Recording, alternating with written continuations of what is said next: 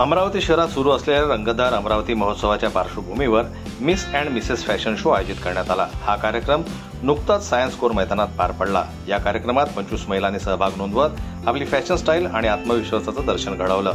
Fashion शोचं आयोजन रत्ना पाटील, नंदिनी गोरमाडे, नंदा वाघमारे यांच्या संयुक्त विद्यमाने करण्यात आलं आहे।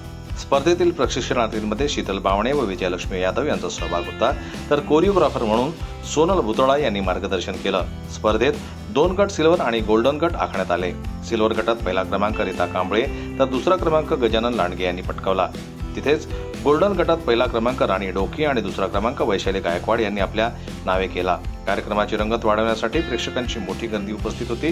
कार्यक्रमाच्या शेवटी विजेत्यांना विशेष बक्षिसं आणि सन्मानचिन्ह देऊन गौरवण्यात आलं। जनमत न्यूज करता राजेश्वर गोरमाडे यांची रिपोर्ट अमरावतीहून।